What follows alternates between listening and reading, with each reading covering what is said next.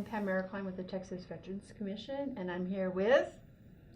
Hi, I'm Jennifer Paulson, and I'm with Texas Homeless Network, and we're joined by Krista and Molly with the Texas Council on Family Violence. So I'll let you guys introduce yourselves and then just talk about TCFV as we all know it by. So. Hi, my name is Molly Voiles. I'm a public policy manager at the Texas Council on Family Violence. The Texas Council on Family Violence, or TCFV, is actually the statewide coalition of member programs across the state. We have over 1,000 individual Texans as members, and we also have over 100 programs as members. These programs are ranging from the Valley all the way up to the Panhandle, and their main job is to support survivors of domestic violence for whatever they may need. At TCFV, our work is not only to support those programs, but we have 3 distinct teams. One of our teams is prevention, and the idea behind that is how do we work as communities to look at the norms that cause violence and stop that before it even starts, and create communities where there's an expectation of healthy relationships and how we can all be together in a community. We also have support to service providers. That name's probably pretty obvious. Their main job is to give tools to programs to help survivors. So being on the line to answer TAs, supporting survivor questions, and doing a lot of training and capacity building. We are actually on the policy team, and my colleague Krista will give kind of an overview of our policy team and what we do. Hello, yes, my name is Krista Delgado, and I'm also a policy manager at the Texas Council on Family Violence. And our policy team serves as the advocacy voice for our programs and for survivors in Texas. One of the main pieces of our policy work outside of the legislative session here in Texas, as well at the congressional level, is that we do a lot of systems advocacy, where we try to work intensively with the various systems that survivors are going to interact with, and sometimes that they'll interact with in exclusion to ever coming to one of our actual domestic violence programs. So working with systems to make sure that they are responsive to survivor safety needs and sensitive and competent in terms of domestic violence issues. So certainly the continuums of care and homeless organizations and housing resources like the public housing authorities are some main systems that we've been working with, because for many, many survivors of domestic violence and for their families, housing is a paramount need and issue in their lives. Yeah, definitely. So I'll just start with questions. So I think Pam and I are going to take turns asking you questions, and then we'll just go from there. So what type of shelters are available for people in domestic violence situations? So in Texas, we have over 70 shelters across the state. They are domestic violence shelters. We have a statute that lines out all the kind of core services. Those include some of the things that would seem pretty obvious to you, like an emergency hotline, emergency shelter, access to medical care, a lot of the things a survivor may need immediately, but they also provide a wide range of supports after, because what we know, as Krista said, is that survivors, when you are fleeing an abusive relationship, you may need a home, you may need help with a job, you may need help with childcare, you may need additional resources, so they also offer a wide range of supports. In addition to those shelters, we actually know that some survivors really may need housing. They may not need a shelter. They may need counseling. They may need children's advocacy. And so all of the shelters also provide non-residential services, and then we have 9 kind of standalone non-residential services. So our hope is that if you need shelter, that you have it, but if you need something else, that the programs are there as kind of a support network to offer that. There's the potential you could utilize other shelters, usually because of the unique nature of domestic violence and fleeing, as well as the kind of complexities that come with interpersonal violence. A domestic violence shelter may be better poised to help a domestic violence victim, and especially thinking around safety and leaving the relationship. They have expertise around that maybe a homeless shelter, which may have amazing staff, may not have that built-in expertise. I don't know if there's anything else you'd like to offer, Krista. Well, definitely in sort of addition to some of the services Molly mentioned, most of our shelters also offer therapeutic services, so counseling services and support groups that are available to both survivors that are adults that are living in the shelter, as well as those that are not, that just come in for support groups. And many offer those types of activities and services for children as well. One of the things that we're really working on with our programs is to have a more robust sort of advocacy advocacy spectrum within our programs so that they have things like economic advocacy that's going on that's going to really help people to get gainful employment so that they can be stabilized in their housing moving forward. Or some programs actually have an advocate that's called the housing specialist, because one of the main needs of people that are in an emergency shelter, as homeless providers know, is to identify permanent housing once they exit that shelter. And we also have people that work specifically on intersections with the child welfare system, the child support system. So really our advocates are a great go-to in terms of the spectrum of resources that exist for survivors in the community and helping survivors, whether they're in shelter or not, navigate those systems. Okay. So, are the shelters like short term? Or is there like you can only stay here 2 weeks? Or No, one of the great things, so when we heard about Housing First, we were excited because domestic violence shelters have pretty much always been housing first. okay. Our philosophy has always been low barrier, stay as long as we can reasonably accommodate. The issue that can come up sometimes, and if you look at a community like Austin or Houston, is the sheer number of folks who need shelter could drive you to create some shelter stays, but one of the things they do is they routinely extend them until you're able to get safe housing.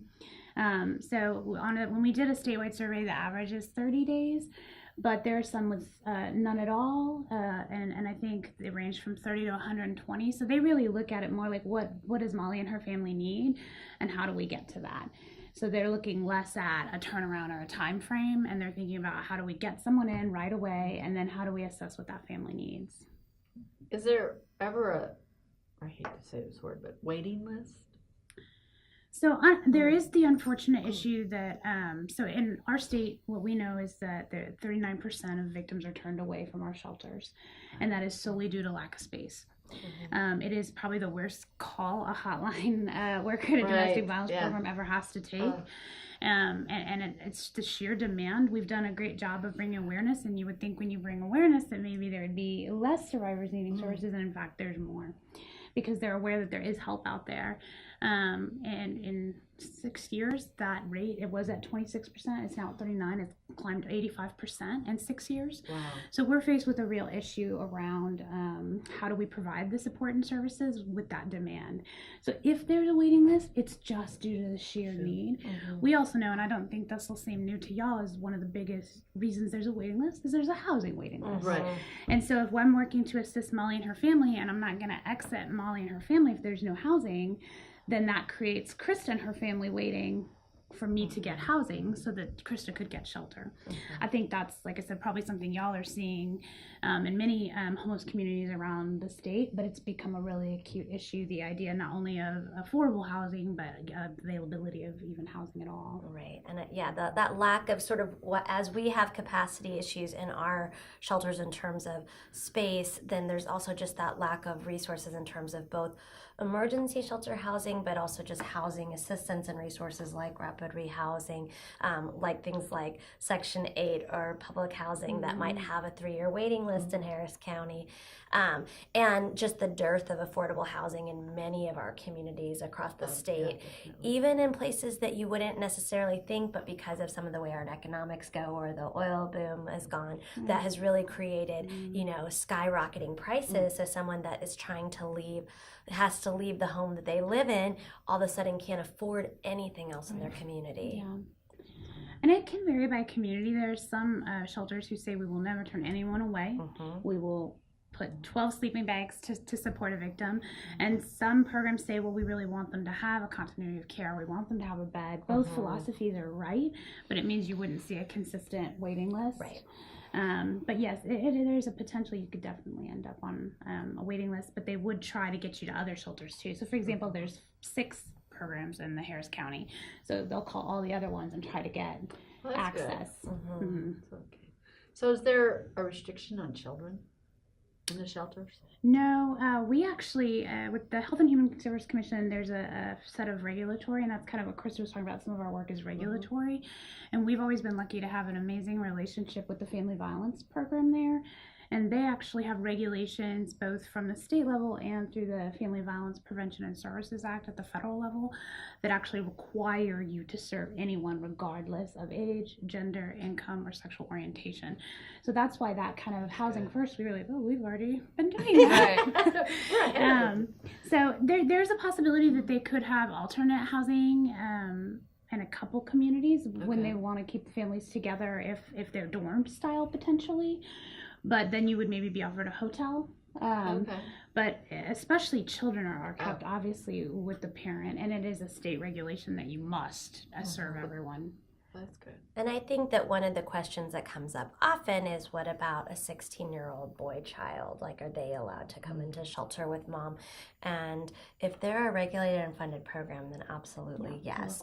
And so if folks are seeing barriers in that, definitely please reach out to us and we can explain that. And don't assume that there's obstacles to finding a family housing, because we really have made great strides in requiring access and low barrier. That's awesome. So for the housing, because what do you do? So for instance, if a family, mom and her kids are coming in, there's no housing, there's no shelter. What is there to do to ensure their safety? Like, I mean, I know this is an awful, like you were saying, the hotline. I mean, you don't want to take that call and be the one that has to tell them, I'm sorry, but there's a waiting list.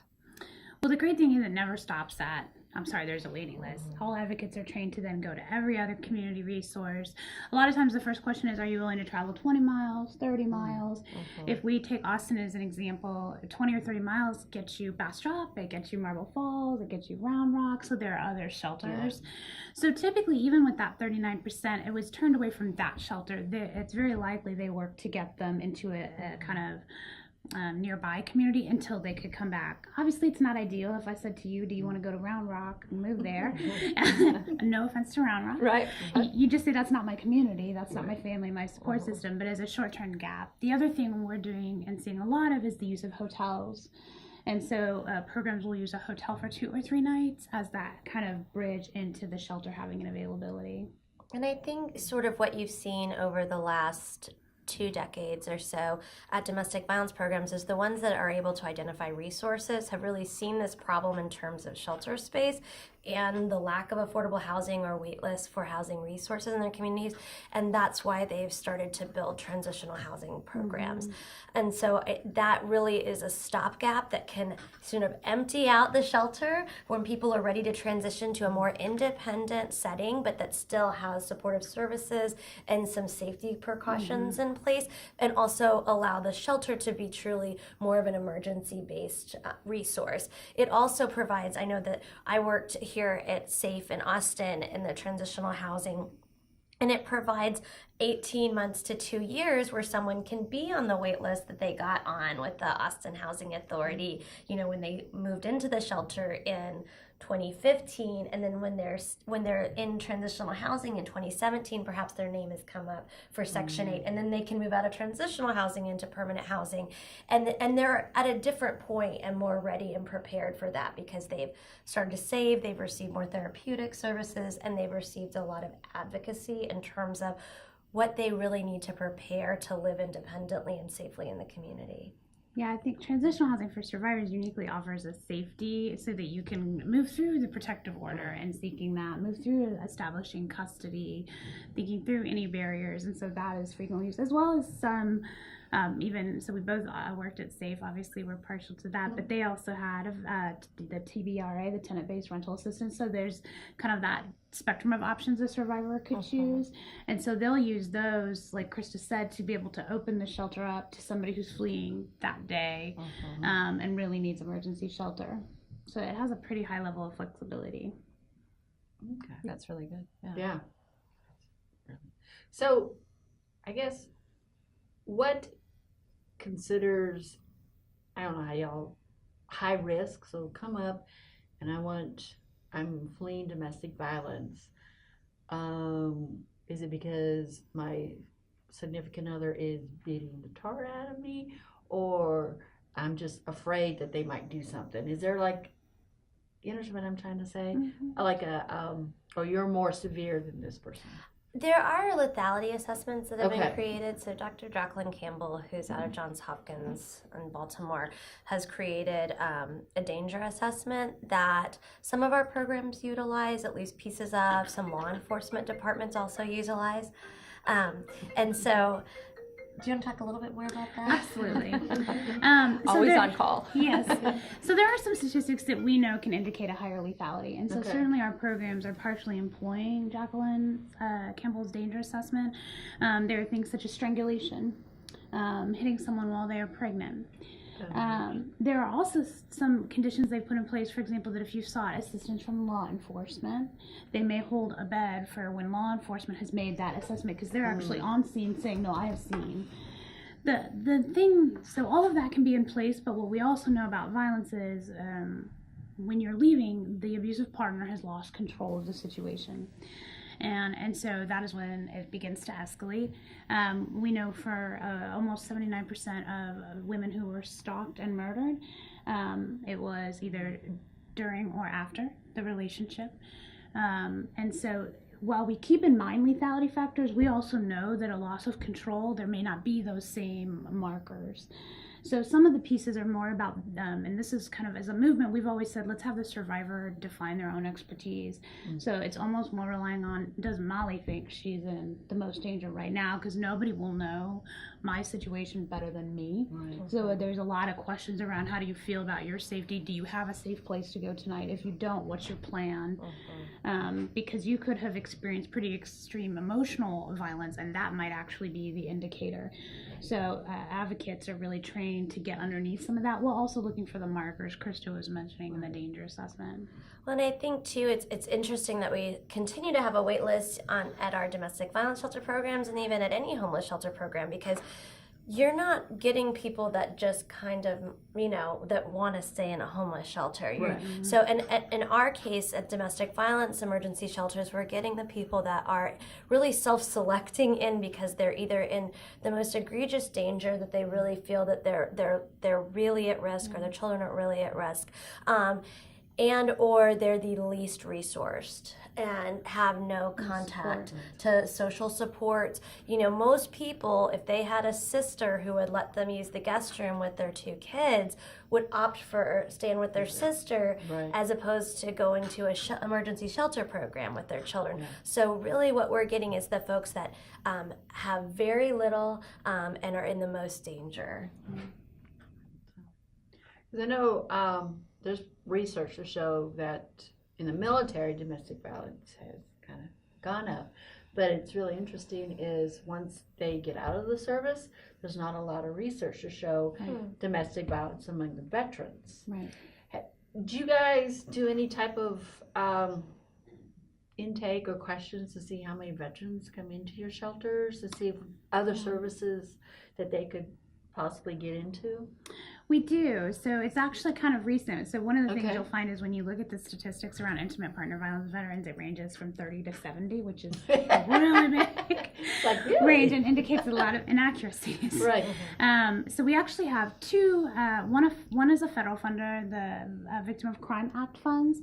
They switched in 2015 to have kind of these, what they call special needs.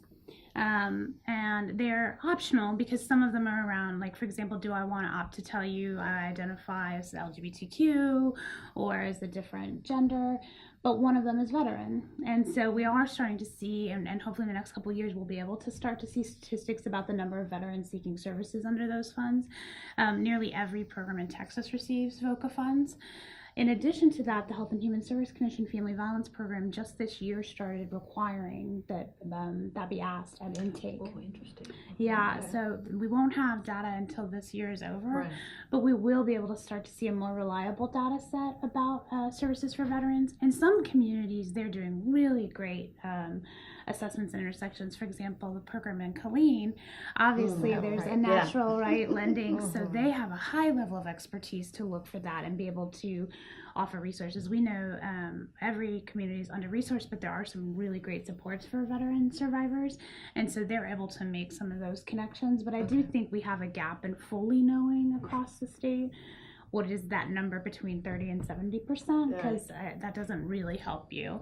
And then I think there's more that could be done to kind of bring awareness around what are the supports once you have identified Right. someone as a veteran. Yeah, because I mean, we know that a status as a veteran might open someone up to Right. certain types of supports and services. Yeah. And it might also, in some ways, your sort of normal mainstream services, for instance, in Austin, if people are not eligible for Medicaid, we might try to get them onto the medical assistance program, which is sort of a quasi coverage for clinics in Austin.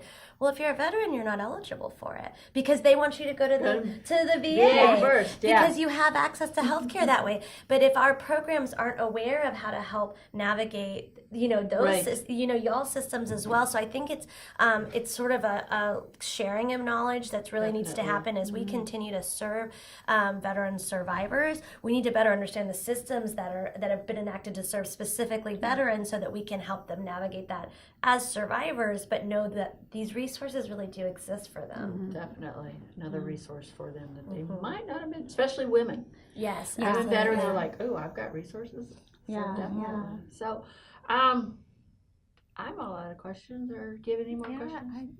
Thank you so Yeah, much for coming and talking yeah, to and definitely us. if you could, if anybody's out there that would need, y'all have an 800 number. Mhm. What would that be that we can provide for them? It's our Texas Council on Family Violence 800 number is 1-800-525-1978. And so that will get us during business hours to, you can ask to be connected with Krista or Molly or anyone on the policy team or anyone at the agency to respond to your technical assistance or TA questions, as we say. The other big resource we want to put out there is the National Domestic Violence Hotline, which Okay. is located, it's housed here in Austin, Texas, but it's a national resource. It's 1-800-799-SAFE.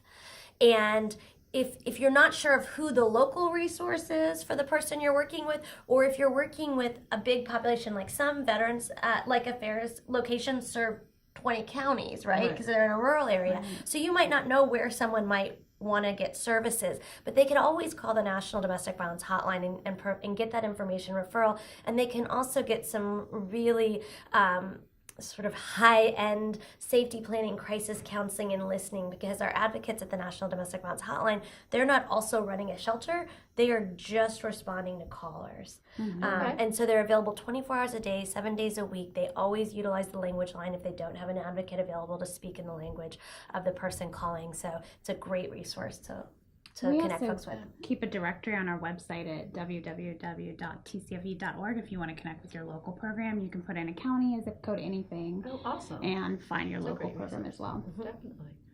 All right. Well, thank you, ladies. Yes, Yeah, thank you you for so having much. us. This ends our domestic violence and housing. So our next series will pertain to Medicare and Medicaid, how that helps with housing. See you then. Bye. Thank you. Thank you.